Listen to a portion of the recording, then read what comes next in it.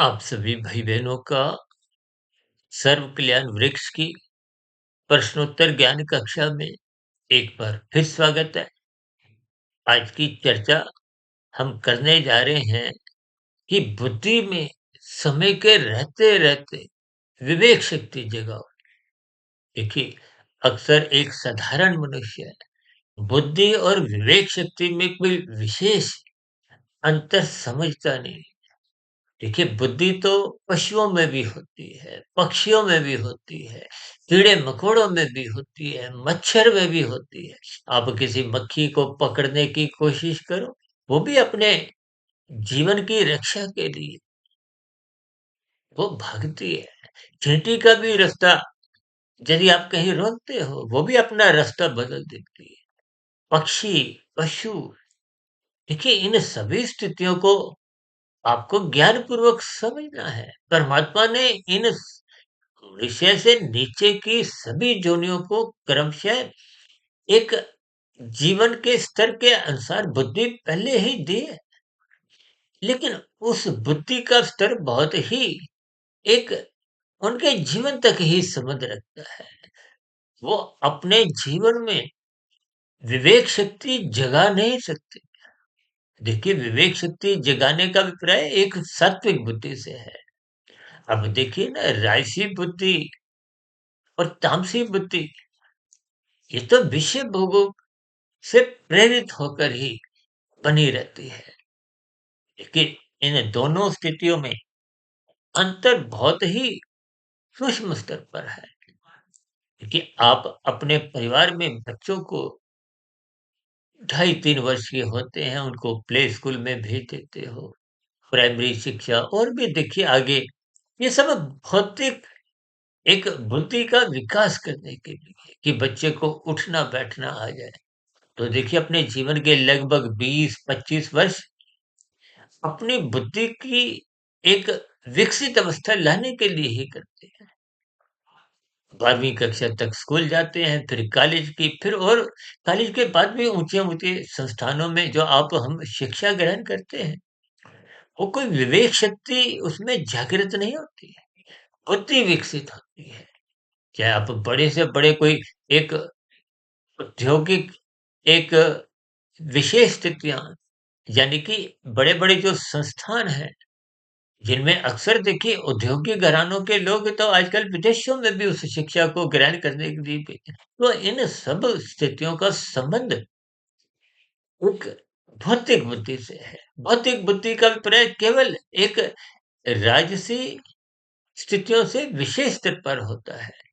जब मनुष्य उस राजसी बुद्धि को नीतिगत कार्यों में लगाता है, कानून का उल्लंघन करने में लगाता है, शास्त्र विरुद्ध अपकर्म करने में लगाता है।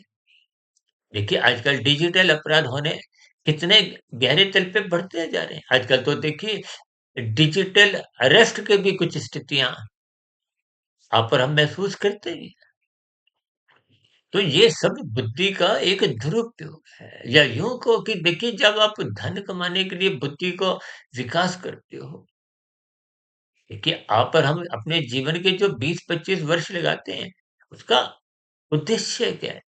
संसार को पाने का, संसार को भोगने का। कहीं भी एक साधारण मनुष्य का लक्ष्य परमात्मा को पाने का बनता नहीं है और बिना विवेक शक्ति जगे परमात्मा को पाने का लक्ष्य तो बन ही नहीं पाता। देखिए प्राचीन समय में गुरुकुल हुआ करते थे। वहाँ भौतिक शिक्षा के साथ-साथ आध्यात्मिक पहलुओं को भी जगाया जाता था। आत्मा क्या है, परमात्मा का आपसे क्या एक संबंध है। देखिए, आत्मा का संसारी भोग्य विषयों में, संसारी रसगुल्लों को भोगने में कभी भी रुचि नहीं है। कि ये संसारी माया को, संसारी भोग विषय को हो, संसारी रसगुल्ले को हो, ये सब स्थितियाँ भौतिक कहलाती हैं। और भौतिक स्थितियों में देखिए रुचि किसकी होती है? स्थूल शरीर की होती है। क्योंकि वो भौतिक शरीर, स्थूल शरीर तो विषय भोगों का एक परिणाम है। स्थितियों पर हम देखिए क्रमबद्ध ज्ञान लगभग सुबह-शाम देखिए सुबह ब्रह्म मुहूर्त ज्ञान उपदेश कक्षा, शाम की ये सर्व कल्याण वृक्ष की या संध्या बेला ज्ञान कक्षा, किसी भी विषयों में हम देखिए कुछ संसारी विषयों के एक गहरे अर्थ समझाने का प्रयास करें। क्योंकि संसार का अभिप्राय राजसी स्थितियों से विशेष स्तर पर लिया जाता है। शास्त्रों में तो इस बात को भी स्वीकार किया गया कि स्थूल शरीर के स्तर पर एक साधारण मनुष्य की विषय भोगों में रुचि बनी रहती है। विषय भोगों का एक स्थूल शरीर का एक सजातीय संबंध है। इसको शास्त्रों में इंद्रिय दोष कहा गया है। इसीलिए तो शास्त्र बार-बार कहते हैं कि सत्संग करो, सत्संग करो।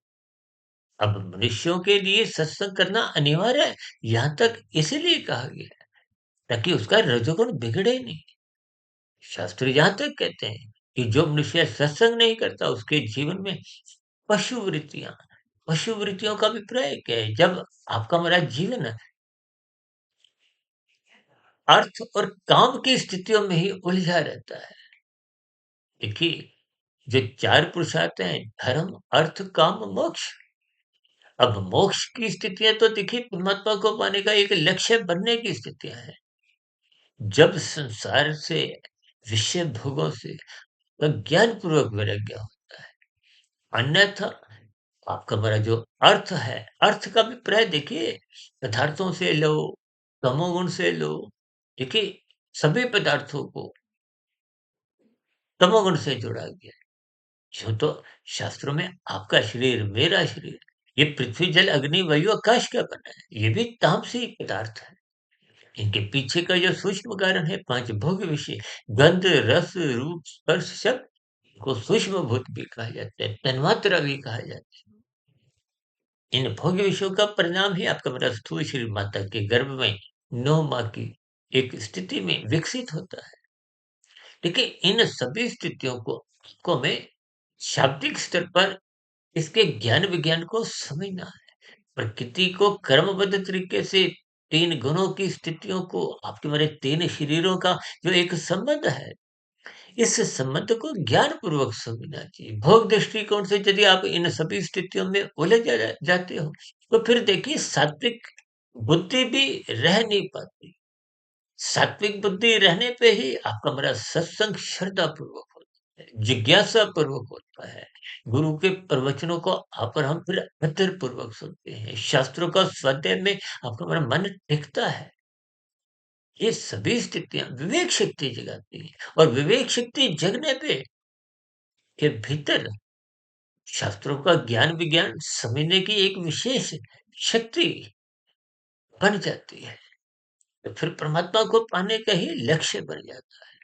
फिर जिस संसारी भोग विषयों में एक ज्ञान पूर्वक वैराग्य हो कि यूं तो रोग जब तो शरीर के स्तर पर आजकल तो मधुमेह का रोग बहुत बढ़ता जा रहा है। हालाँकि इसका कारण भी देखिए आपके मेरे बिगड़ा हुआ खाना-पीना और एक दिनचर्या बिगड़ी हुई या और भी कई स्थितियाँ हैं। इनके पीछे का कारण क्या है? आपके हमारे जीवन में सुख-सुविधा के साधन बढ़ते जा रहे हैं। व्यायाम की क्रियाओं की स्थितियाँ घटती जा रही हैं और भोग विषय आपके हमारे 24/7 का रूप ले चुके हैं। ये सभी स्थितियाँ मनुष्य को स्थूल शरीर के स्तर पर रोगग्रस्त करती है। अभी तो अस्पतालों की स्थितियाँ देखिए अस्पतालों की जो एक संख्या वो बढ़ती जा रही है। पहले आपके घरों के आस-पास देखिए दवाइयों की दुकानें कितनी होती थी, अब ये निरंतर बढ़ती जा रही हैं। ये सभी स्थितियों का अभिप्राय देखिए राशि बुद्धि से ही होता है। राशि बुद्धि में कभी भी विवेक शक्ति जगती नहीं है। इसी तो ये तो संसारी मनुष्यों में सत्संग के प्रति कोई स्थिति मजबूत बन नहीं पाती। देखिए स्थूल शरीर के स्तर पर आप और हम कर्म कांड भी फिर ज्ञान पूर्वक कर नहीं पाते, लोभ से भय से करते हैं। सत्संग भी देखिए श्रद्धा पूर्वक नहीं होता, बेमन से होता है।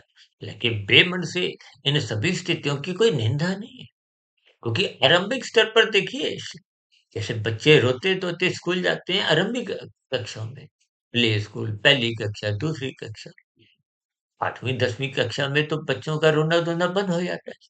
ठीक इसी तरह राशि मनुष्यों का जब तक संसार को पाने की, भोगने की इच्छा होती है, तो उनका सत्संग थोड़ा बेमन से होता है। देखिए, बेमन से किए गए सत्संग की कोई निंदा नहीं है, लेकिन धीरे-धीरे जब ज्ञान में स्थितियाँ बनने लगती हैं, मनुष्य का सतोगुण विकसित होने लगता है। देखिए, बचपन अवस्था तक जब तक किशोरावस्था आरंभ नहीं होती, कामुक इंद्रियाँ एक विकसित होना आरंभ नहीं होती, तब तक तो तब से स्थितियाँ होती हैं। भौतिक ज्ञान के प्रति भी रुचि नहीं होती। और जैसे-जैसे किशोरावस्था में रजोगुण विकसित होना आरंभ होता है और युवावस्था में पूर्ण रूप से विकसित हो जाता है।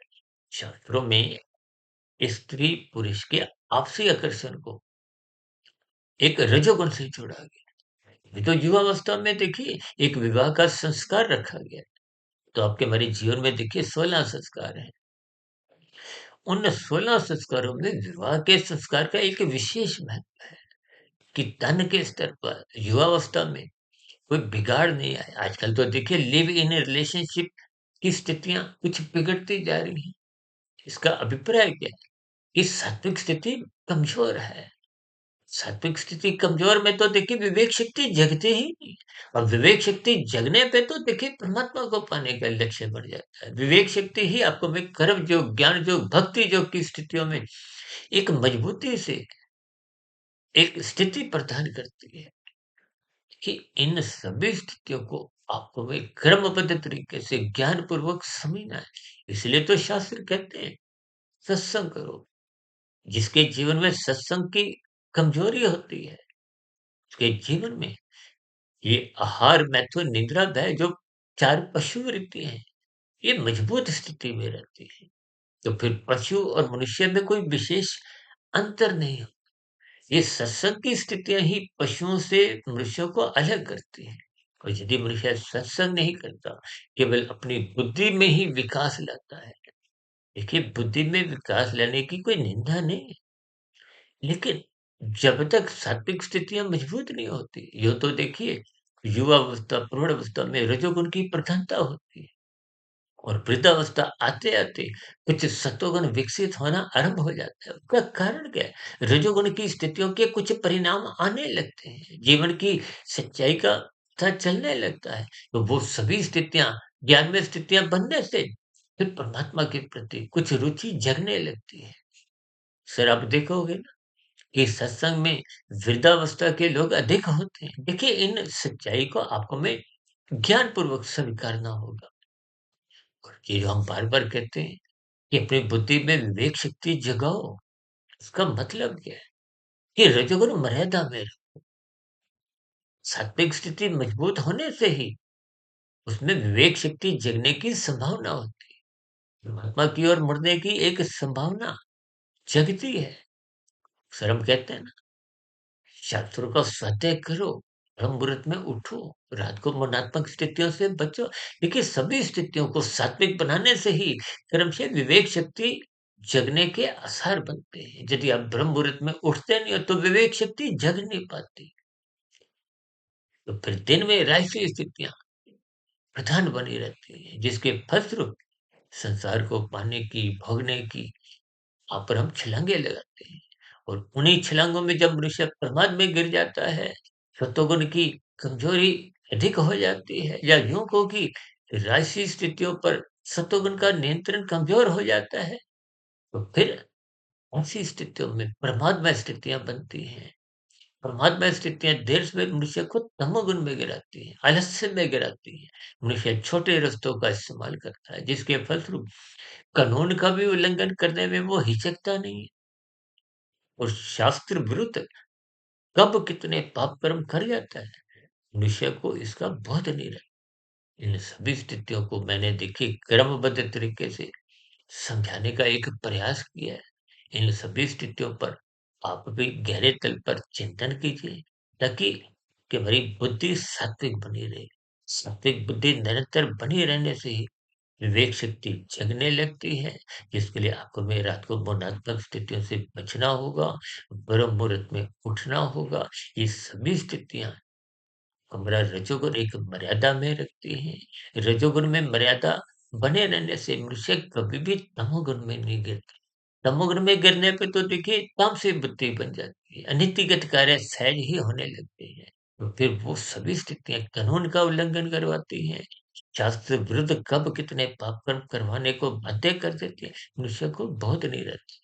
इसलिए हम सभी भाई-बहनों को अपने जीवन में निरंतर श्रद्धापूर्वक सत्संग करते हुए विवेक शक्ति जगाने का प्रयास करना चाहिए, क्योंकि परमात्मा से नज़दीकियाँ बने और संसारी स्थितियों में आकर हम एक गहरे तल पर गिरे नहीं, उलझे नहीं, अटके नहीं।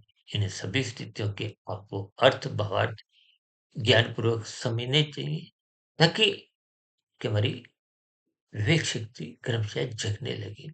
ऐसी सभी सात्विक शुभ स्थितियाँ के जीवन में भी बने, विवेक शक्ति जगने लगे। इन्हीं शुभकामनाओं के साथ चर्चा विशेष को हम यहीं विराम देते हैं।